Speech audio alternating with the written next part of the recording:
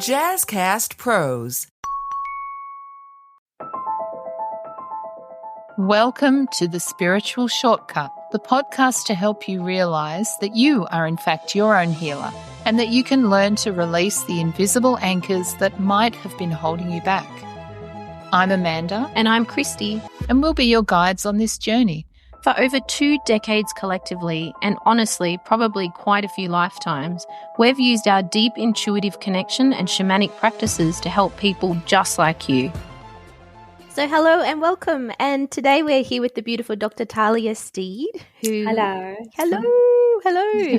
We have decided that there was just so much in this entire interview. We split it into a two-parter, 2 episodes. Twice the love. And the interesting thing I found, I don't know if you guys have also experienced this, the recurring nature of things. It's like you learn a lesson in a really hard way. I had some neighbors and it became such a toxic experience. Oh. It's also in the book. But it was so hard. And then we moved and it was a very traumatic experience, blah, blah, blah. And then the neighbors became also a little bit, I got scared for a moment thinking, are they listening? But they would never be, to this podcast, but they would never be listening. Oh, that's awesome. Not in this lifetime. We have those moments. Yeah. The guy that commented on your beanie too is just, yeah. But anyway. That's the beanie woman. The beanie guy, yeah. Anyway, the neighbours here, when we first moved in, it started off and it could have gone in the same direction. Mm-hmm. And I thought, okay, interesting. This is a minor version of the same situation we've just come from. Now, what do I need to change within to just cut this, to just end this process? And now, whenever they need to talk to me or whatever, it's like, oh, thank you very much. You know, one of them is still a little bit off, but doesn't matter. The whole energy is different. Yeah. And so these things will keep playing out until we've learned the lesson we're meant to learn. Yeah. And that's such a good everyday example. How many people have issues with their neighbors? It's just one of those things. And to use that as an example of nothing is outside of you. Nothing, we go to this disempowered place, and I've been there. I rarely go there anymore, but it's even something like that, that it's just an everyday thing. That's it's a really good example, I think. Very much. Yeah. Great. And the concept that you can't run away from your problems. Oh. You can't, because they are inside you. Yeah. You've got to take them with you. And if you've got a lesson to learn, you're going to have to learn it wherever you go. Yeah. And that's, I think, really highlighted in romantic relationships. How many times do you hear of, someone going in and out of basically the same relationship with a different person? It's you can't run away from it. Amazing. On relationships, one of the chapters in Choosing the Witness Self, I really love this chapter, Finding the Love of Your Life, chapter 10. And that chapter, was interesting because I came out of, in Body Wisdom, the first book you would have read about that first relationship. That was from about, it was my 20s, 9 years of my 20s, so basically all of my 20s. Yeah. And then I came out of that time and kind of had a few years just on my own and processing and all this stuff. But I guess in that time, this is when that chapter evolved, finding the love of your life. So many people are searching for loves, for searching for that person. And I was on this journey of okay, I'm never going to make the same mistakes, which I didn't, because I was very conscious. But I kind of went through this journey of working out what I actually wanted. I was grateful eventually of this is my second chance to really call in a person that is the right person for me. But I realized on that journey of dating different men and meeting different people was that it was kind of funny, and I write about it.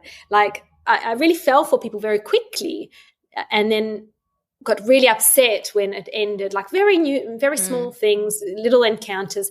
And then I realized that it was really the trauma of the past relationship that I kept kind of almost reliving with each kind of concluding of an encounter. And that's when I, started doing a lot of the healing work around that past relationship. And then I realized, I had Deepak Chopra's book, A Path to Love, and I really immersed myself in that book and realized that the path to love is the love of self. And love is something not to be found in another person. Like, we can fall in love, but love is within us. And I realized in all those encounters, it was kind of it was the universe showing me in a beautiful way, wow, this love is in me. Like, it's not in that person or that person or that person. I have a great capacity for love, and I can channel that into my life irrespective of whether I'm in a romantic relationship or not. And it was the moment I transformed my kind of framework on all of that I started to focus on loving myself more and more. And the people I attracted started to shift. And that was the path to finding my beautiful husband now, in finding myself, finding that love in myself. And I remember I used to walk around. This is all like the Joe Dispenza stuff as well. Like, Great. I am love, I have love, I emanate love. And finding just love, finding love in a rose or the sunset, and just filling my being with love was the path to finding that love. I don't know where all this has come from, but anyway, it is in my book. Within. So good. Yeah, within. So beautiful though. But I think it's important because so many people, like, there's a few things in our lives that a lot of people search for, and that's romantic relationships, having a baby, and vocation. These are big things that people are on a path to actualizing. And I think, this one about the path to love, really, it's an inward path, and we can only find in the outside world something we've cultivated within. That being said, we don't have to be perfect, and I write about that. Like, I feel like for me, I had to get to a point of readiness, that I was just at that cusp of having done enough inner work of healing the past. So I wasn't like just coming out of something and, make, like you guys said before, choosing rehashing the same patterns. So I've done enough inner work to be ready, but then you have to kind of give yourself a nudge and go, okay, now you're ready. The rest of the work is in living it and in having your triggers triggered. And that's part of the next step, and then that unfolds. That's like the embodiment of it, you know, walking it in the world, and we talk about this, you can be the monk on the mountain and do or sit in your bedroom and do all the clearing work you like, and read all the self-help books, but really the embodiment is being in the human body and living in the human world, which I mean the world as far as romance goes, it's such a big thing that is, you need to find your partner by this age, you need to be married, you need to do all these things, so it's kind of thrown at us from such an early age. So it is like almost like a deprogramming of, and then a reprogramming of it's not out there, it is in here, Yeah. And that I like what you're saying, that embodiment and integration, because when we're on the spiritual awakening path, we can kind of get trapped in that idea of, well, I have to almost be perfect. Like, we forget we're bringing some of our old things with us, and thinking I have to be perfect before I meet this relationship. I have to have all this love, otherwise I'm going to attract another codependent relationship. But that's not the point. As you said, we have to have done enough and then go, okay, well now it's time to practice and to again bring in that self-compassion, and I'll do my best and things will come up, and then go with where we're being guided. Which is, I think, that go with where we're being guided is such a tricky one. Like, if we go to that topic of surrender, it's such hard. A big one. But I don't want to. But I want this. I don't know how to. That's it, isn't it? Yeah, wow. Fabulous. Yeah. Amanda, so Sorry, Talia. So I'm just thinking, that's amazing. Like, you're so wonderful. Did we want to just also, because I would personally love to include a little bit of your history, like, if you could share a little bit of like how you went into medicine and all, like, because I've read the book, I kind of know it, but it would be lovely for our listeners to have a little bit of an overview as well. Finally in your wellness era? Then you know gut health is gut wealth. And with 20 years of science behind it, Activia can help keep those good gut vibes going. Deliciously smooth and creamy, Activia probiotic yogurts and dailies have billions of live and active probiotics and help support gut health while you go about your day. Your gut is where it all begins, so start with Activia. Enjoying Activia twice a day for 2 weeks as part of a balanced diet and healthy lifestyle can help reduce the frequency of minor digestive discomfort. Routine, adjective, used to describe an individual whose spirit is unyielding, unconstrained, one who navigates life on their own terms, effortlessly.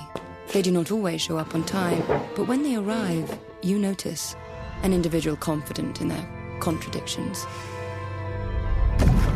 They know the rules but behave as if they do not exist. Routine, the new fragrance by Miu Miu, defined by you. Okay, so medicine for me, we're talking about relationships. Now, how I view medicine was almost like a codependent, dysfunctional relationship in my life. Like, honestly, I love it. the energy with me and medicine, it was like a relationship. And medicine was, so I talked about the OCD being linked to spiritual awakening. Medicine was one of my biggest teachers in cultivating my intuition. Or learning to trust my intuition, I should say. Yeah. Because I went into medicine straight out of school, and in high school, it was probably because now that I've reflected recently on some of those times as well, again, because I was so emotional as a child and didn't know what to do with that highly sensitive person, empath kind of level emotion. And neither did my mum, because in a way she was very similar. So we were quite dysregulated together. So I channeled that into becoming the perfect student. I didn't know what to do with these emotions, and that was my coping mechanism. I was a perfect student. I was very diligent, and I realized, oh, well, this is working. This serves me because I did well at school. I felt good, and I got good grades, and that was it. And so I guess that was ego, right? Like validation, like, oh, look, now I'm liked. Whereas before, when I have these big emotions, it's like, oh, what's wrong with Tully? Now it's like, okay, she's very clever and very well liked by the teachers. And it's like, so you see that ego validation and recognition gets activated, and that those patterns get started. And at the same time, I always had a very spiritual soul. I was always drawn to being of service. So you can see how these two things kind of came together. And in year 10, I wrote a letter to myself, because they got us to do that at school. And I decided I want to be a doctor. Now, I hated blood. I didn't like doing dissection in biology. I didn't like those things, right? So what was driving me? Well, the combination of those two. I did want to be of service. Was that the right way for me to go about being of service? Definitely not, because I wasn't that leadership personality. I didn't like acute situations. I was that background hard worker that liked to kind of not be in the limelight. But I decided, I thought, yes, ego decision. I can do this. I want to prove that I can do this. And so the combination of both of those things meant that I ended up in medicine. Yeah. And I was very, very young. And as I embarked on university with all of that, school was great because it kept everything in check. The moment I got out into the world, it was very overwhelming and everything was much more uncertain. And then I went to an all-girls school as well. And because I was so focused on academics, I wasn't focused on boys. So then all the relationship part came in, all the stuff I had to learn on that. So it became very overwhelming. And that began that relationship with medicine that really only fully ended, if I'm very honest, last year, was it? It even crept in again this year, crept back in. Are you going to get pulled back? So it has been such a long journey. And so all along the way, it was like, I mean, once you're in it, do you want me to keep going, or is this too much detail? No, please keep sharing. Once you're in it, it's like very hard to extract yourself because it's such a conditioned role that's like, oh, it's very esteemed, and it's also like just push through. Like, it was about 3 years in, and I realized this isn't right. My intuition started flagging it with me then, but I was like, oh, but I've already done 3 years. I'll just push through, right? And so that process began, and then I did my intern year. It was a nightmare. Then I ended up in psychiatry. It was even worse. In psychiatry, I was trying to outpour all of my energy into, public mental health patients, schizophrenia, bipolar, drug-induced psychosis. It was highly stressful for such a sensitive being. And then I became depressed and left medicine for the first time, right? So, but then after that, it was again like this push, come and going, with that like lover you can't leave kind of thing. Yeah. Because each time I would think, well, maybe I am meant to go back. And it was confusing with the fear or intuition at play. But all along, intuitively, I knew that wasn't my path. It never felt good. And I guess that's a message for anyone listening to this. Like, life isn't meant to be really, really bad and hard. Like, if there's something that just makes you feel day in and day out really bad, that can't be good. And when you're in it, whether it's a relationship, a job, and you can find a million ways to justify it, and oh, one day it will lead me to this. Or everyone used to say, oh, it will be the golden ticket. But the golden ticket to what? To pain and suffering, spending money on healing. Like it was just so detrimental to me on many levels. I've spent so many years unraveling, like healing from that, some of those experiences. But yet karmically, I know I was still meant to go back and have those experiences. Yeah, there's just so much. I could talk for a long time. So maybe it would be better if you ask me certain questions. Yeah. Well, Amanda, where did you want to go with this? Because this is amazing. This is so wonderful. You've shared so openly. Thank you. So, the spiritual shortcut. When we first started, we got some messages from people saying there is no such thing as a shortcut. And we actually then produced an episode called Shortcut or Scam. And what we basically say to people is the shortcut is just doing something, and various modalities can be seen as a shortcut, because if the option, if you're having a choice between, are you on the path or are you not on the path, then being on the path is the shortcut.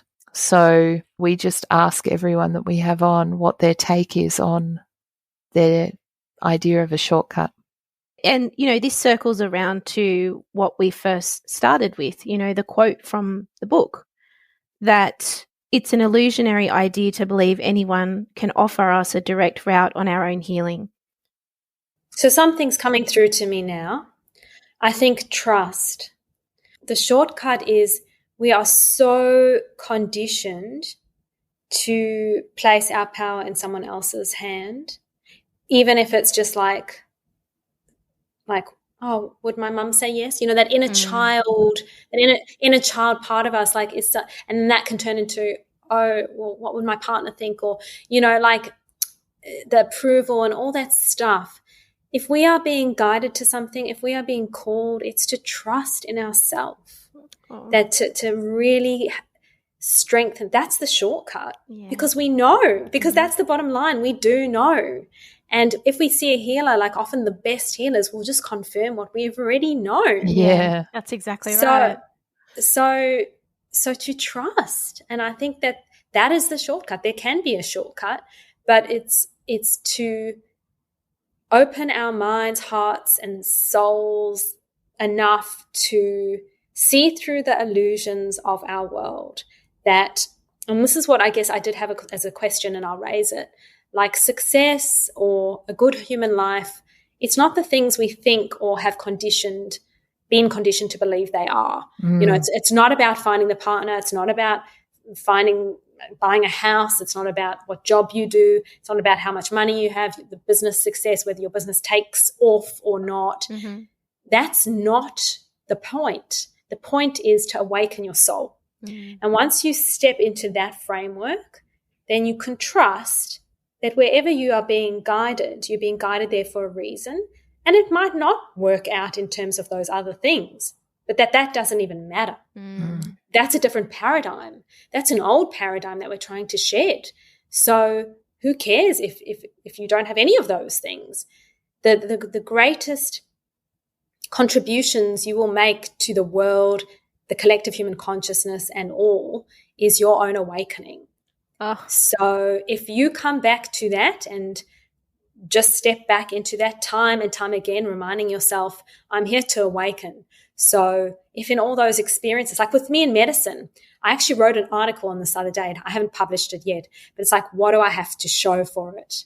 What do I have to show for all those years I dedicated to medicine? From a conditioned viewpoint, it would be nothing. I'm not working as a doctor now. I've surrendered all of that stuff. So what do I have to show for all those years I dedicated to medicine? In the conditioned world, nothing. But what do I have to show for it where it really counts in here? My soul's journey is everything. Because who walks away from things that, that are bad for them or that's not right? That is the hallmark of an enlightening, awakening soul. And that's the point. So I hope that answers your question. And isn't, before you were referring to medicine as almost like a partner in an unhealthy relationship, and like just hearing it in that context now is really profound, isn't it? Yeah, wow. And people can replace medicine with anything that has shown up in their life that ultimately wasn't the right path for them.